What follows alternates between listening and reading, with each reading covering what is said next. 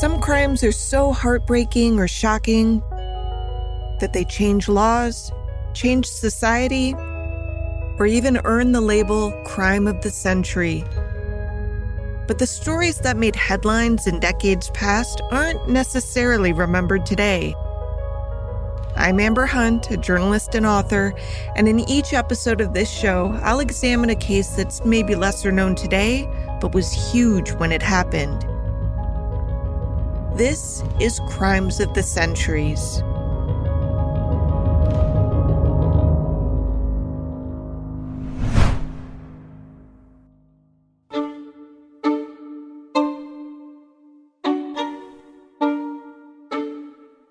They sat around the table, candlelight flickering on their faces, each with their instructions. They were going to do what 4 years of war could not: avenge the South and rid the nation of this tyrant. History would remember their names after this night. Well, that's what they had hoped. In truth, history would remember one of their names because most people think of the Lincoln assassination as the act of a single deranged person. But that's not the case.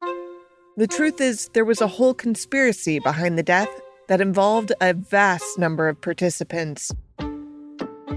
This episode is about the rest of them, the ones who don't have roadside markers or their childhood homes preserved as they were in the 1800s. Those who plotted and planned alongside John Wilkes Booth, who were captured, charged, and convicted, with some even executed after a controversial trial in the wake of President Abraham Lincoln's assassination, but who have been crowded out of American history. Here are the alleged crimes of Lewis Powell, David Harold, George Atzerodt, Samuel Arnold, Michael O'Loughlin, John Surratt, and his mother Mary. These were the other players who helped pull off the tragic events of that fateful night at Ford's Theater on April 14, 1865, during a performance of the satirical comedy, Our American Cousin. That day, a Good Friday, no less, would shatter whatever sense of stability the country had managed to claw back in the aftermath of the bloodiest war in the nation's history. It would also cement a national division still evident to this day.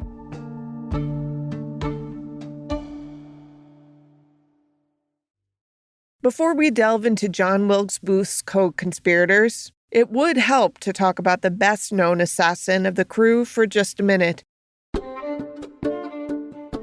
Born in Maryland, Booth was an outspoken Confederate sympathizer, and around the 1860 presidential election, he was initiated into the Knights of the Golden Circle. The KGC, founded in 1854, was part of the Native Americanism movement, a huge anti-immigration backlash against the wave of Irish and German immigrants of the 1840s. Booth wanted to help the Confederacy while stopping short of actually joining it. When General Ulysses S. Grant, head of the Union armies, suspended prisoner of war exchanges with the Confederate Army in March of 1864, Booth recruited a group as part of a plot to rectify the situation. That included the aforementioned accomplices: Arnold, Atzerodt, Harold, O'Loughlin, Powell, and the Surratts, who all gathered to hear Booth's plan, which was to kidnap President Lincoln in order to blackmail the Union and Grant into resuming prisoner exchanges. If you don't know, the number of times people tried to kidnap Lincoln is a lot. The idea of capturing or kidnapping a United States president may seem preposterous on the surface, but at the time, it was quite feasible. This is writer Edward Steers Jr. speaking in a Biography Channel documentary. Lincoln was unprotected. He moved about frequently on his own, and he traveled as much as 3 miles to his summer residence at Soldiers' Home, often unattended by himself. One of Booth's kidnapping plans was scheduled for March 17, 1865, when Lincoln was supposed to attend a play at the Campbell General Hospital in northwestern Washington. So the group had their roles assigned and went to the hospital to await the president's arrival, except Lincoln didn't show. He decided to go to a ceremony at the National Hotel instead. With that plan thwarted, Booth's plot to kidnap the president fell apart. More than that, though, his beloved Confederacy was also in shambles. Its capital, Richmond, fell on April 3rd, and Robert E. Lee surrendered the bulk of the Confederate Army to Grant on April 9th. Incensed, Booth and his co-conspirators decided their only option left was to kill the president and others in his inner circle. This is a plot to decapitate the entire federal government. This is from America's Untold Stories.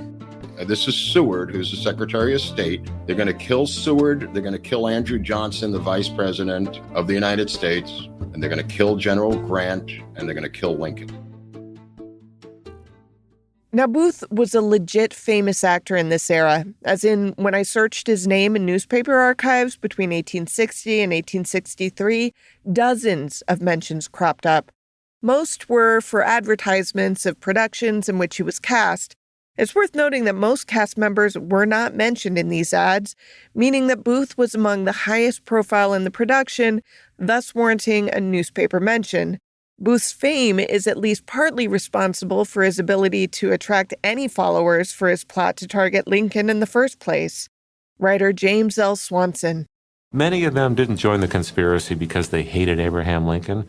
They joined the conspiracy because they loved and admired John Wilkes Booth. Anyway, because he was famous, Booth was able to walk into Ford's Theater, where the president, Mrs. Lincoln, and General and Mrs. Grant were supposed to attend a play later that night on April 14, 1865. Booth knew the layout of the theater and was able to move freely about without suspicion to set up his crime.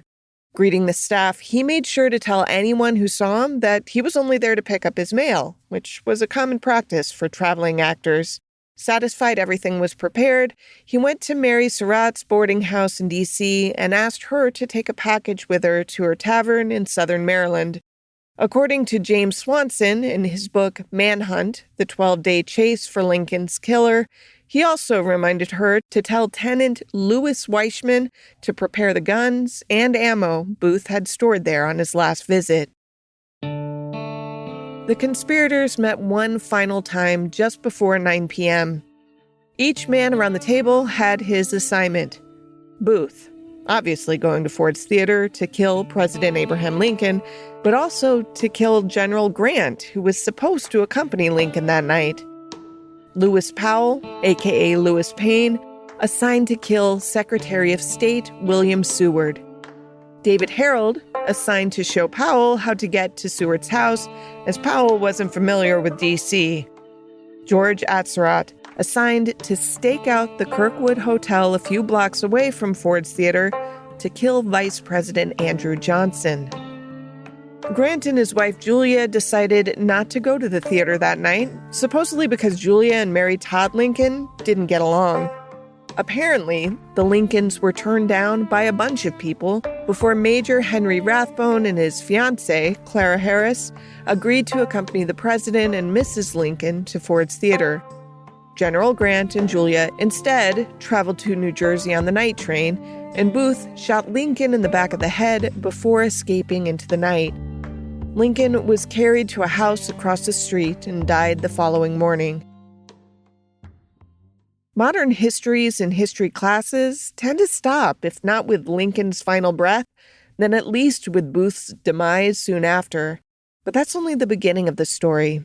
A quick warning, I'm about to say a lot of names, and a surprising of them begin with John. But that's the point of this episode, to talk about the people you're less likely to have heard of before. After shooting Lincoln, Booth ran, crossing the Navy Bridge into Maryland about 30 minutes after mortally wounding the president. In an 1860s twist of fate, there was an Army sentry on the bridge, but there was no way for him to have found out about the assassination attempt, so he let Booth pass. Harold, assigned to be a liaison in the Seward killing, also crossed the bridge, even though it was, at that point, illegal for civilians to cross the bridge after 9 p.m., a wartime restriction that hadn't yet been lifted.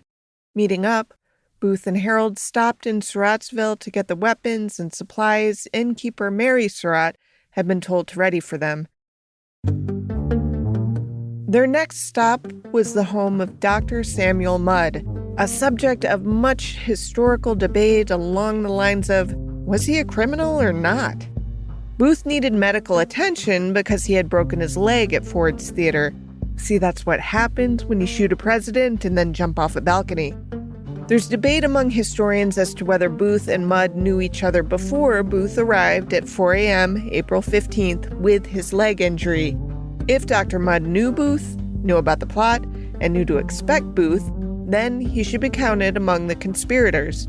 Otherwise, it's fair to think Mudd would have felt obligated to help Booth either way because of that whole Hippocratic oath demanding doctors treat patients no matter what. And besides, he couldn't have known yet about Lincoln having been shot anyway, at least not unless he knew in advance. Whatever the case, Dr. Mudd examined Booth, removed the boot from the leg, and determined it was broken.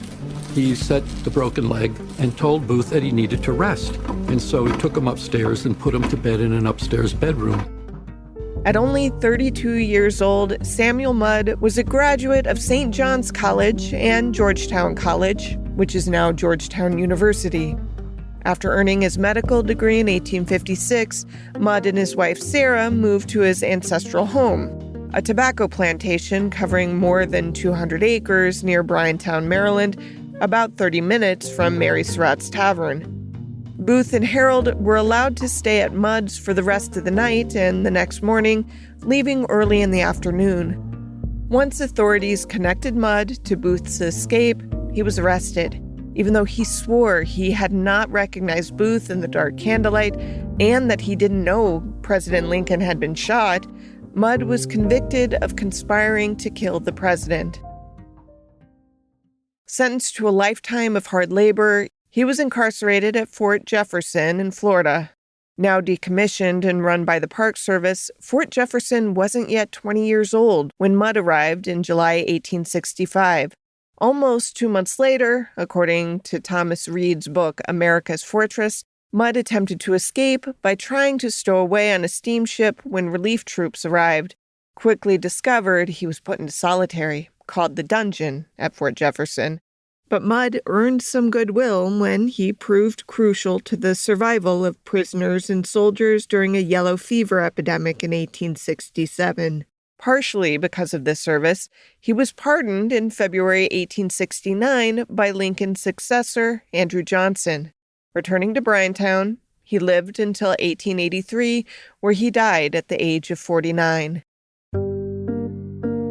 David Harold and Booth, after spending the night at Dr. Mudd's house, continued their escape through southern Maryland.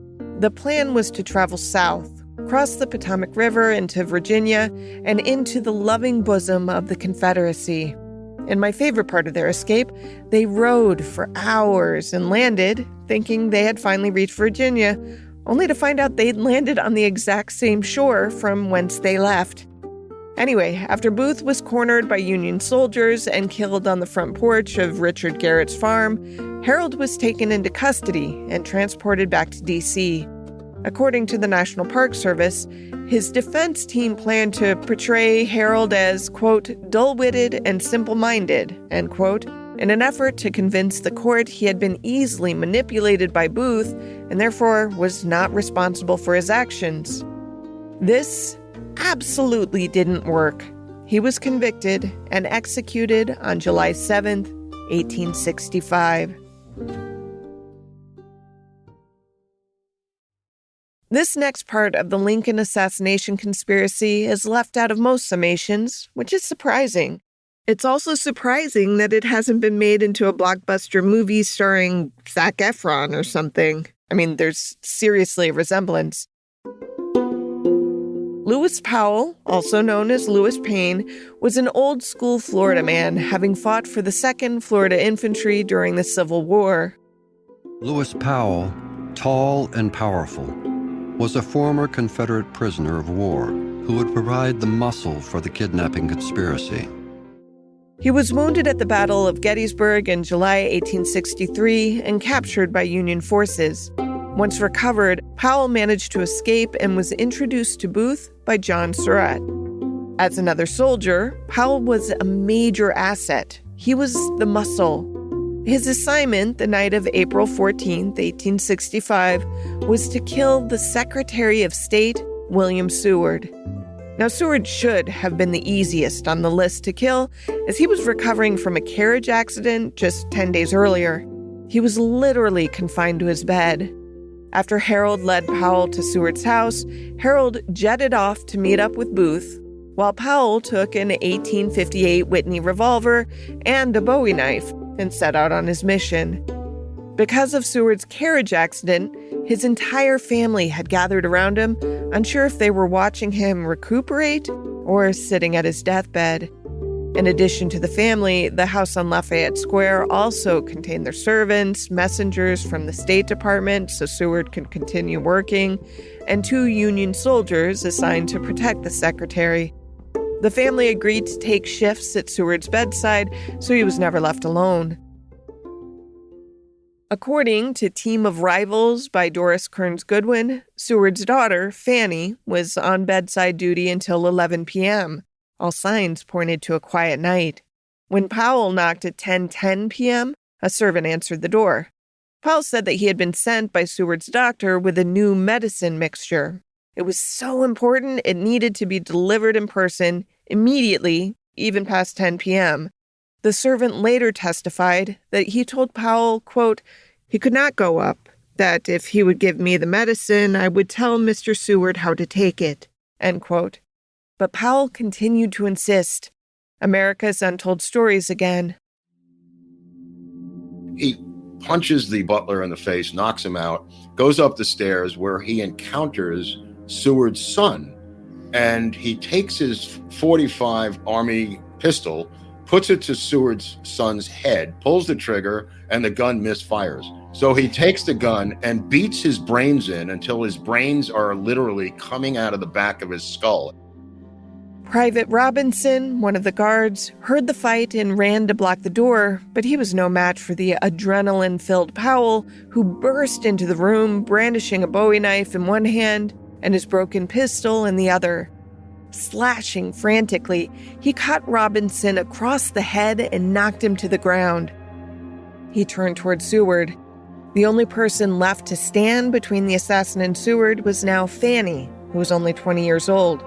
According to Doris Kearns Goodwin, Fanny begged him not to kill her father.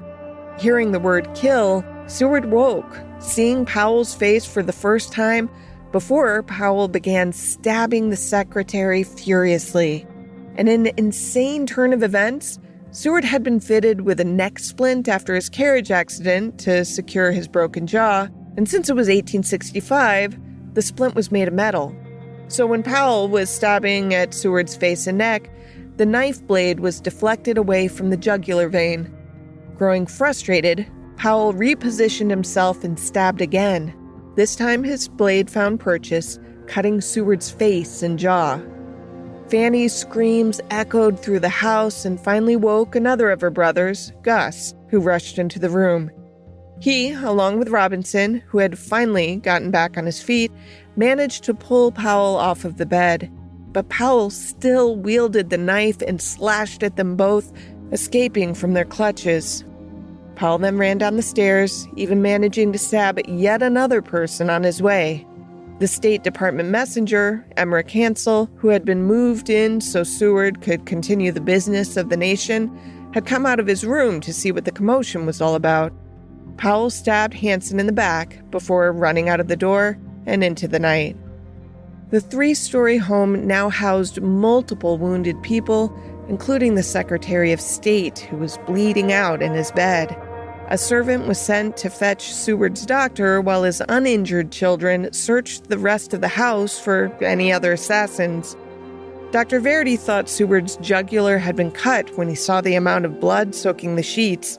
He described Seward as looking like, quote, an exsanguinated corpse, end quote. Despite that, the man miraculously survived.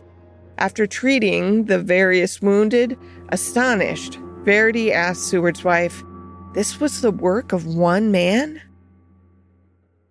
Powell was not familiar with the D.C./Southern Maryland area, and it took him a few days to reach the planned rendezvous point, Mary Surratt's house.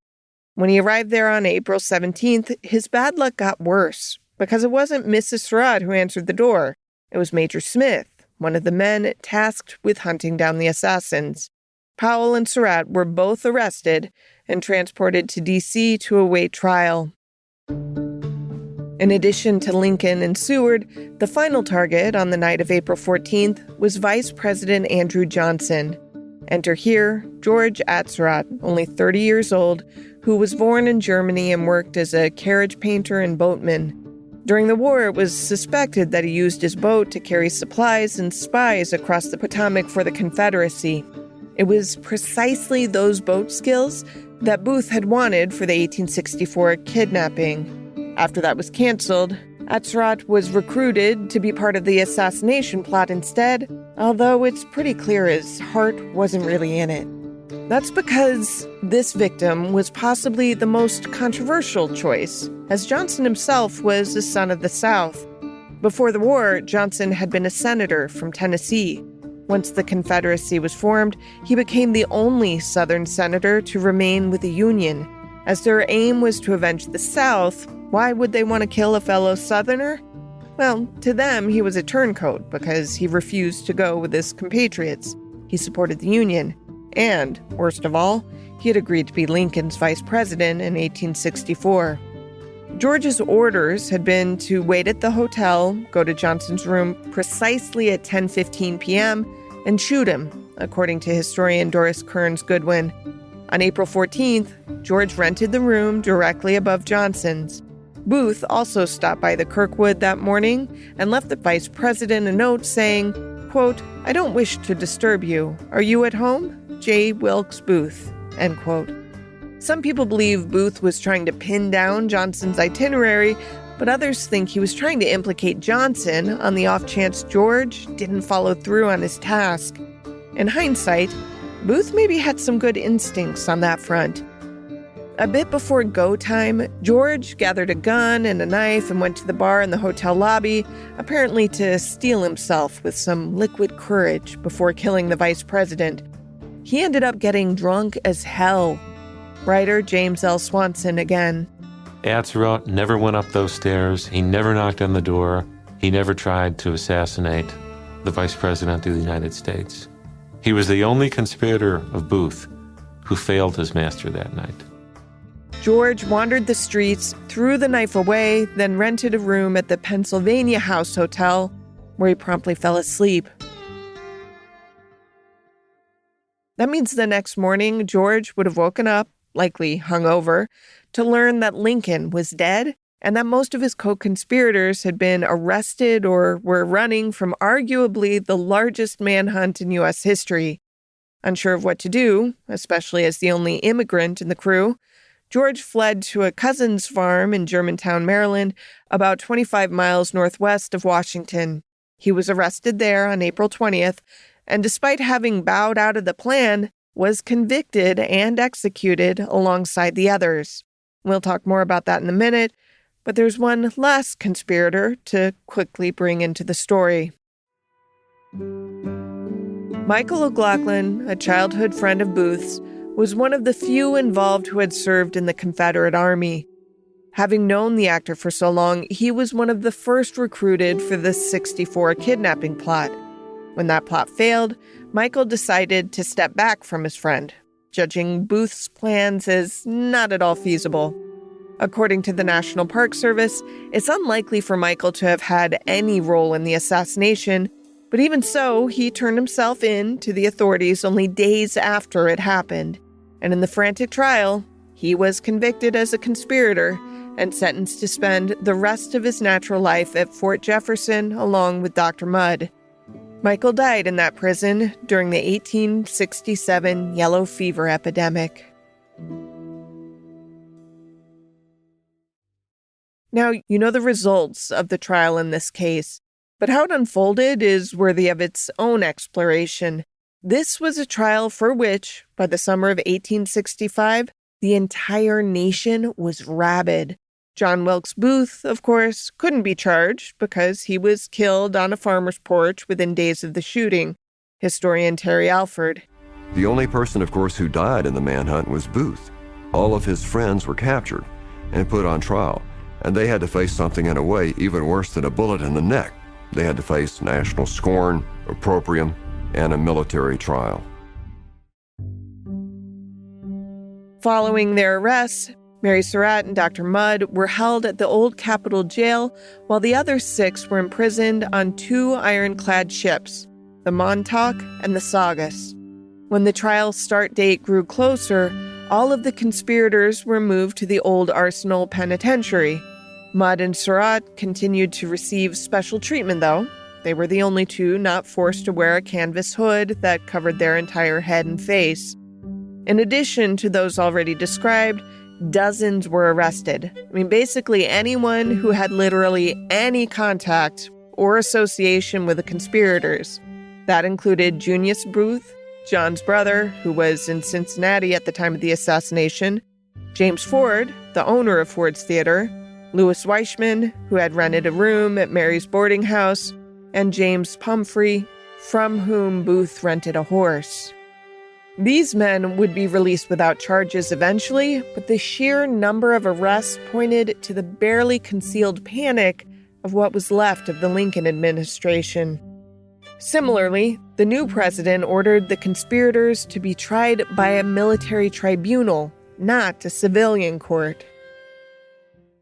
Some within the government protested the use of a military court, including a former U.S. Attorney General, Edward Bates, and Secretary of the Navy, Gideon Welles. James Speed, the current Attorney General at the time, referred to the defendants as enemy combatants, and the fact that D.C. was under martial law when the plot was carried out to justify using a military tribunal. A simple majority of the jury, all military officers, was needed to convict, and 2/3 was needed for a death sentence. And the only avenue for appeal was President Johnson himself. Side note, the practice of civilians being tried by military tribunals was banned the following year, in 1866, in a separate Supreme Court case. So the protesters may have had a point. Although Secretary of War Edwin Stanton wanted a swift trial ending in an execution, the trial lasted 7 long weeks. According to the University of Missouri Kansas City Law School, the evidence against Powell and Harold, the men behind the attack on Secretary of State Seward, was beyond question. But the evidence against the others was far more circumstantial. Witnesses testified that a man named Ned Spangler had agreed to help Booth on the evening of April 14th, but the prosecution's claim that Spangler was a co-conspirator and had full knowledge of Booth's plan fell short of convincing the tribunal, so he was sentenced to 6 years in prison. As previously mentioned, Dr. Samuel Mudd and Michael O'Loughlin were also sent to prison, along with Samuel Arnold, another alleged co-conspirator. All 4 men were sentenced to Fort Jefferson in the Florida Keys. Arnold, Mudd, and Spangler were pardoned by President Johnson, partly for their help in the yellow fever epidemic, and O'Loughlin was the one who died in the same epidemic in 1867. The remaining 4, Powell, Harold, Atzrodt, and Mary Surratt, were convicted and sentenced to death by hanging. For the first 3, this was a welcome result for the entire country. The declaration of sentencings were printed verbatim in newspapers like the Baltimore Sun and the New York Times. Papers like the Washington Evening Star and the Philadelphia Inquirer dedicated entire pages to the execution and the life stories of the conspirators, even printing extra editions. Huge headlines were splashed across front pages. Hung! The murder of Abraham Lincoln avenged. Mary Surratt, however, was an entirely different story. Well, President Johnson considered her the, quote, keeper of the nest that hatched the egg, end quote. Simply owning the boarding house wasn't enough for conviction. The prosecution could prove she lied to investigators, but Mary's downfall came with the testimonies of 2 men, Louis Weishman and John Lloyd. Weishman, who rented a room in her boarding house, testified that on the Tuesday before the assassination, John Wilkes Booth gave him $10 to hire a buggy for Mary Surratt. His reason? She needed to travel to Surrattville to collect a small debt. On April 14th, he was asked to hire another buggy for another 2-hour ride to Surrattville, where he waited for her as she went inside and then returned to D.C. And who did he see before the end of this evening? Well, Booth, of course. John Lloyd knew the Surratt family for years. When Mary's husband, yet another John, died, John Lloyd rented their tavern in Surrattville. This allowed for Mary and her son, John, to move to D.C. and open their boarding house. John Lloyd testified to the tribunal that John Surratt, Harold, and Atzerodt had come to the tavern 5 or 6 weeks before the assassinations to drop off 2 carbines and ammunition. The next time those guns were mentioned was when Mary told him 3 days before the assassination that they would be needed soon. Then, on April 14th, he returned home around 5 p.m. to find Mary there. She told him that the shooting irons would need to be ready that very night. Mary's defense attempted to paint Lloyd as an alcoholic who shouldn't be trusted, but it fell on deaf ears. Mary Surratt was convicted and was headed for the gallows. But there was a problem. Mary was a woman and a Catholic. America was incredibly nervous about executing a woman. Even members of the tribunal recommended commuting her sentence to life in prison on account of her gender. Her defense highlighted her Catholicism in the hopes of causing further doubt about the death penalty. 5 clergymen testified on her behalf to speak to her general character and loyalty. Mary's daughter, Anna, worked tirelessly to get some kind of evidence to save her mother. In the book Andrew Johnson, a biographical companion, Anna was described as having repeatedly written to the Judge Advocate General for clemency. She also tried several times to meet with President Johnson to beg for mercy, but she was never allowed in to see him. The night before the execution, Anna and the priests who had been attending to Mary visited with Lewis Powell, asking him for help. He did write a statement in support of Mary's innocence, but it had no impact on authorities. 2 days after Independence Day, 1865, the conspirators were told that they would be executed the following day. 2 priests and Anna stayed by Mary's side throughout the night until she was taken from her cell right before noon. According to historian Thomas Goodrich, Anna was allowed to say goodbye to her mother, and then her screams echoed through the old Arsenal Penitentiary as the guards had to forcibly remove her. At 1:15 p.m. on the 7th of July, the 4 condemned climbed the stairs to the gallows, their shackles clanging on the wooden steps. As the order of execution was read, they were seated so their bodies could be bound. Traditionally, the condemned were bound with a white cloth tied around their chest, binding their arms to them, and around their thighs and ankles. An additional tie was added to Mary below the knees for modesty's sake. Powell tried again to save her, yelling that she was innocent and, quote, didn't deserve to die with the rest of us, end quote. But all 4 were led to the trapdoors with a noose around each neck. A quick drop later, and the United States had executed its first woman.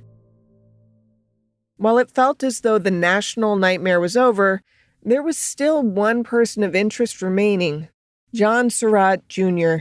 He had told everyone that he was in Elmira, New York during the assassination, insisting he had nothing to do with it. But when he learned of his old friend's conspiracy, John fled to Montreal, taking shelter with a Catholic priest. He remained with Father Charles Boucher until his mother was executed. From there, according to Blood on the Moon, the assassination of Abraham Lincoln, he traveled to Europe under an assumed name, landing in Liverpool. Eventually, he ended up in Papal States, aka the future Vatican City. While there, he joined the Papal Zouave, an infantry regiment of unmarried Catholic men dedicated to the defense of the Papal States. Using the name John Watson, he thought he was safe, until an old friend from Montreal recognized him and alerted the U.S. Embassy. It was early 1867 before John Surratt returned to Maryland for his trial. Being tried by a military court had been declared unconstitutional, so John was tried by a Maryland civilian court. After 2 months of trial, a mistrial was declared, and he was released. The statute of limitations had run out on all charges. John Surratt was free to live out the rest of his life, dying in 1916 at the age of 72, never convicted of anything. Now, when we today think about something happening in the 1860s, it's easy to shrug it off as something so ancient the repercussions have long fizzled out. But in truth, this is much more recent than it seems. In 1956, the last living witness who had been at Ford Theater the night Booth shot Lincoln appeared on a TV show called I've Got a Secret. The show format involved a celebrity panel trying to guess in a 20-question sort of way what secret the surprise guest was hiding. Well, now to help classify his secret, I will tell you it concerns something that he witnessed. And Bill Cullen, we'll start with you. Something that he saw happen. This thing that Mr. Seymour saw, does it have historical significance? Does this have historical significance, Mr. Seymour? I would say yes, wouldn't you, sir? Mm-hmm. Mr. Seymour, would this person have ever been president of the United States? I think it was once. Would it have been Abraham Lincoln? It was Abraham Lincoln, yes. You witnessed something to do with Abraham Lincoln. Was this a pleasant thing? Not very pleasant, I don't think. I was scared to death, so. He said no, he was scared to death. Would it have had anything to do with the President Lincoln's death, by any chance? Unfortunately, yes. Did Mr. Seymour witness the shooting of President Lincoln? It's a weird thing to hear applauded, especially knowing just how devastated the country had been when the shooting happened. The plot to kill Lincoln not only led to more lives lost with the executions of multiple collaborators, but it also slowed Reconstruction and arguably allowed the post-Civil War divide to fester so much that we still feel the effects today.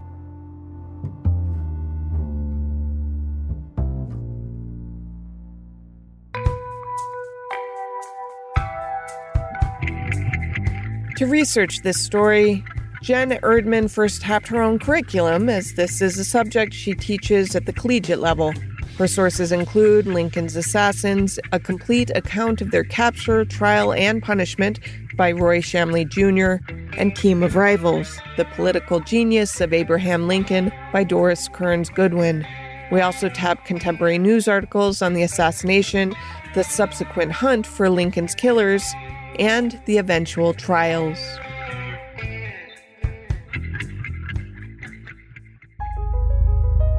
Crimes of the Centuries is a production of the Obsessed Network. To learn more about its shows, go to obsessednetwork.com. This episode was written by me, Amber Hunt, and produced by Jennifer Swatek. Steve Tipton edited the script. Original music is by Bruce Hunt and Andrew Higley. Other music comes from Blue Dot Sessions and Universal Music Productions. If you like us, help us out by rating and reviewing us on Apple Podcasts. For more information or to recommend a case, go to centuriespod.com. On Instagram and Twitter, we're at CenturiesPod, and check out our Crimes of the Centuries podcast Facebook page.